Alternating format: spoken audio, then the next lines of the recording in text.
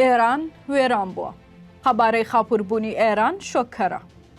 لە ماوەی تەنها 40 ڕۆژدا دوو گەورەترین و پێشکەوتوترین سوپای دنیا کە ئەمریکا ئیسرائیلە توانیویانە تەواوی توانای سەربازی و هەواڵگریا و ڕژەمە خاپوور بکەن کە ماوەی زیاتر لە 40 ساڵە سەدان ملیارد دۆلار لە بنیادنانیدا خەرج دەکات.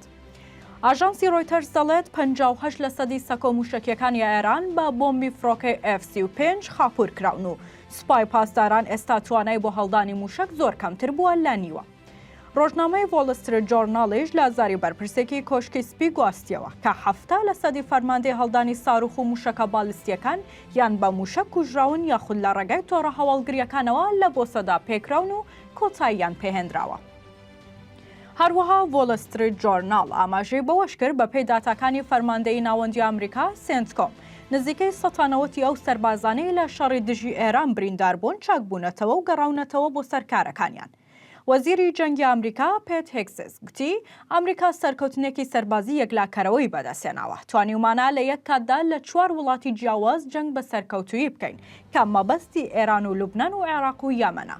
هێکسس وتیشی کەمتر لە 110 هێزی شەڕکەری سەربازی خۆمەنمان بۆ تێکشکاندنی ئێران بەکارهێناوە. بەرنامە موشکیەکەی بە تەواوی وێران کراوە. ئاماژەی بەوەش کرد کارگەکانی ئێران خاپوور کراون و لەگەڵ زەویدا تەخت کراون و سەرکردە و فەرماندەکانیشان کوژراون و ڕەوانەی دۆزەخ کراون. ئەوەی ئەمریکا و ئیسرائیل لە ئێراندا دەیکەن بە تەواوی سیاسەتی کۆتایی پێهێنانە چونکە تەواوی توانای سەربازی وڵاتەکە خاپوور کراوە و کۆتایی بەو چڕنوکە هێنراوە کە چەندان ساڵە ئەمامە بەسەرەکان بەرامبەر ناوچەکە بەکاری دەهێن و هەڕەشەی پێدەکەن لە ئاسایشی ناوچەکە و جیهانیش.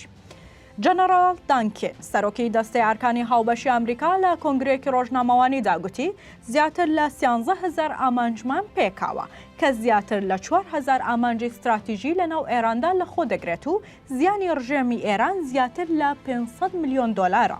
بەپێی قسەی کن زیاتر لە 2000 ناوەندی سەرکردایەتی لۆجستی لە ئێران وێران کراون و زیاتر لە 150 کەشتی ئێرانی ئێستا لە بنی زەریادا.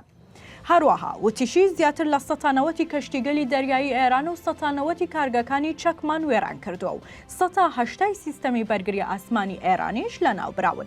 ئەوەی لەم جەنگەدا وێران کراون لە ئێراندا هەر بە تەنها موشک و سەکۆ و ناوەندی بەرهەمهێنانی درۆن نەبوون بەڵکو توانای سەربازی و ئەوەی پێی دەگوترێ پیشەسازی سەربازی و جگەل لەمانە ئەمریکا و ئیسرائیل توانای دارایی و سەرچاوەکانی سوپای پاسدارانیشیان بە ئامانج گرت و سەرجەم ئەو بزنس و کارگانەی کە کاریان بۆ سوپا و فەرماندەکان کردووە بە ئامانج گیراون و کۆتاییان پێهێنراوە.